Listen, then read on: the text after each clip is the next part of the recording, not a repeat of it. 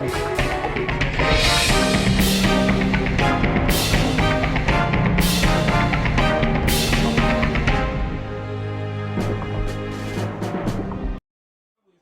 will take time for many to come to terms that Luzira Prison will be their home for years or even for life. For those that have embraced this reality, it's only wise to acquire knowledge and skills while doing their time if they are to take on their future by the horns. Joining school is one of the alternatives that some have taken up. Government established both UPE and USE programs in Luzira Prison to facilitate the inmates' education. In 2012, our performance was fair because in Senior 4, we had 4 candidates and we had one inmate in first grade, 2 people in second grade and 1 was in third grade. It's 11 a.m. and it's already class time for these inmates in primary school, sheltering under a tree for an English lesson. I noticed that it's another inmate conducting the lessons. Made at home. No.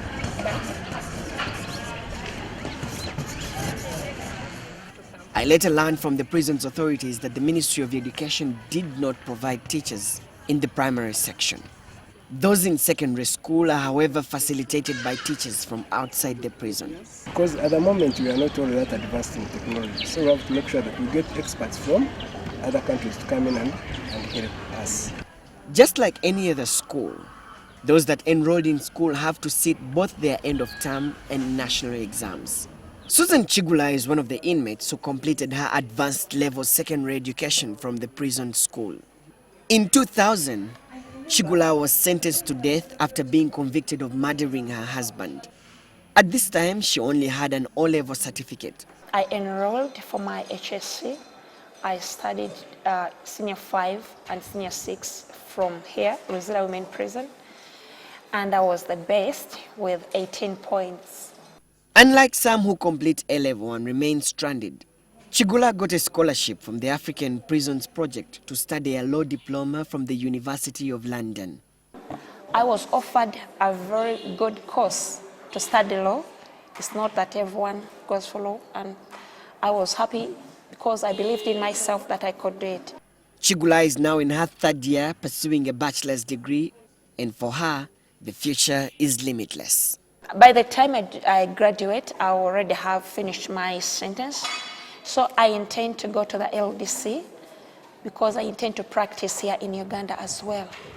But then I also intend to pursue my master's, and then after, I'll also go for my PhD. That's my ambition. Every year, Chula is supplied with all relevant literature to help her with her studies. She also gets visiting lecturers to support her. Chula says she has had to sacrifice to achieve this. You have seen where we sleep. Others, they do sleep, but I do sacrifice my sleep, I have to wake up in the middle of the night and read my books. Susan Chula, an inmate, remains a key figure in Uganda's legal landscape after she successfully challenged the death penalty in the Supreme Court. It started when I had just been brought in condemned section, sentenced to death. I heard the stories of so many women sentenced to death. Some were innocent, some were guilty. But then, according to all the stories I heard, there was no serial killer among them. There was no intended murder among them. Chula says once she has served her sentence, she will give back to the community that has nurtured her. I operate what you would call a legal clinic here. My fellow inmates, they come to me for legal counseling.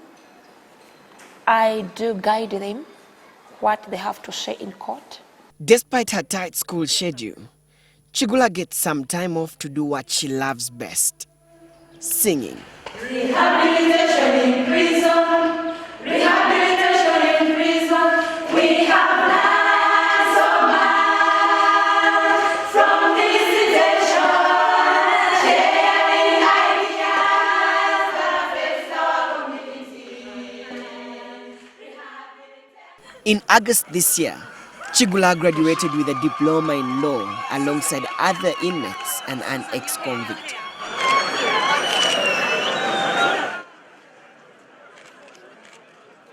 Chula's success story is, however, not a reflection of all who study at the prison schools. Many fail to complete either their O or A level. Someone may be going to school and she's a remand prisoner, then she goes to court. The day she goes to court, she's convicted to a sentence. Maybe she's given 5 years. The moment that sentence comes in, the person is completely off. So she will be stressed and she will have to jump out of school. Lack of scholastic material also remains a challenge for the inmates. But beyond these challenges lies a brighter future for those who have embraced education once they get out of prison. Solomon Serwanja, NTV.